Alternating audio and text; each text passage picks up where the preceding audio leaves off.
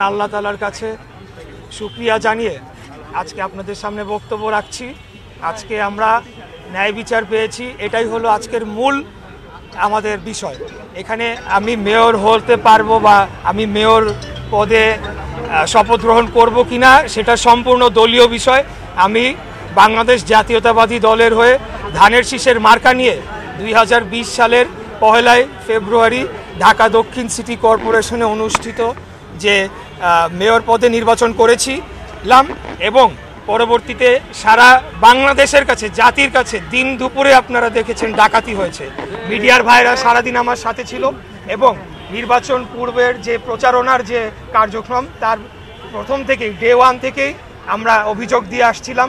সেখানে বিভিন্নভাবে আমাদের প্রচারণাকে বাধাগ্রস্ত করা হয়েছে। আমাদের তখনকার বিএনপি সমর্থিত কাউন্সিলর প্রার্থীদেরকে বিনা মামলায় গ্রেফতার করে নিয়ে যাওয়া হয়েছে। আমাদের প্রচারণার মাইক ভাঙচুর করা হয়েছে, পোস্টার ছিঁড়ে ফেলা হয়েছে। আমাদের শেষ দিকে গিয়ে আমার মিছিলের উপরে হামলা পর্যন্ত হয়েছে এবং আমাদের বহু নেতাকর্মীদের মেরে রক্তাক্ত করে ফেলা হয়েছে। সর্বশেষ নির্বাচনের দিন আমি মিডিয়ার সমস্ত ভাইদেরকে নিয়ে বিভিন্ন কেন্দ্রে যাই। সকাল 9:30 পর্যন্ত তারা কেন্দ্রই খোলে নাই। 9:30 থেকে 1 ঘন্টা 1.5 ঘন্টার মতো কেন্দ্র কয়েকটা খোলা ছিল। তার পরবর্তীতে সমস্ত কেন্দ্র বন্ধ করে দেওয়া হয় এবং সেখানে ব্যাপক কারচুপির মাধ্যমে ভোট জালিয়াতি করে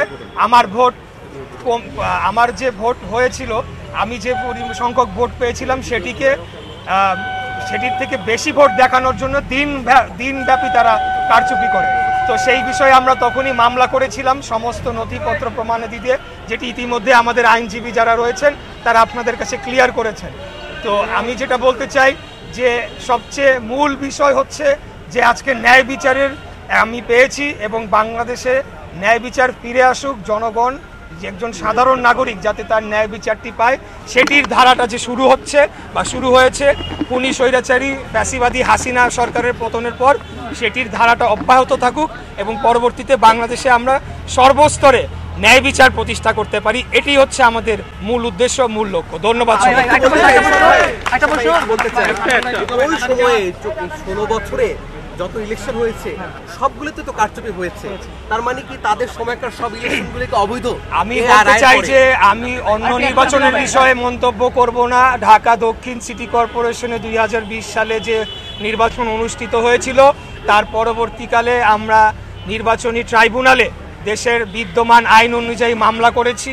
সেই মামলায় আমরা আদালতে লড়েছি এবং দীর্ঘ আইনি প্রক্রিয়ায় এখানে অনেক জটিলতা তৈরি করে রাখা হয়েছিল। এটা আপনারা ভালো করেই জানেন যে খুনি হাসিনার ভাতিজা খুনি তাপস সে নিজে আদালতে হস্তক্ষেপ করে আমাদের এই মামলার প্রক্রিয়াটিকে বাধাগ্রস্ত করে বন্ধ করে রেখেছিল। পরবর্তীতে 5ই আগস্টের পর আমরা আইনি প্রক্রিয়া অনুসরণ করে আদালতে সমস্ত তথ্য সাক্ষী প্রমাণাদি দিয়ে এবং মামলা লড়ে আমরা জিতে এসেছি।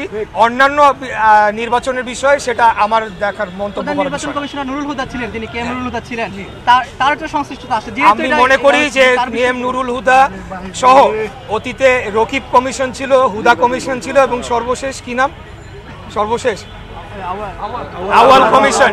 এই কমিশনে যারা সাংবিধানিক পোস্টে ছিল, আমি মনে করি যে বাংলাদেশের যে এই অগণতান্ত্রিক ধারায় বাংলাদেশকে ধ্বংস করার যে চক্রান্ত হয়েছিল, সেটা ফ্যাসিবাদী শাসন যে কায়েম হয়েছিল, সেখানে সাংবিধানিক পদে যারা ছিল তারা অবশ্যই তাদের দায়িত্ব এড়াতে পারে না, কারণ সাংবিধানিকভাবেই তাদেরকে সেই ক্ষমতা বলি দেওয়া হয়েছিল। তারা সম্পূর্ণ ইন্ডিপেন্ডেন্টলি, তারা কোনো কিছুর কোনো চাপে না পড়ে এবং কোনো কিছুর বশবর্তী না হয়ে তারা কাজ করবে, কিন্তু সেটিতে তারা ব্যর্থ হয়েছে।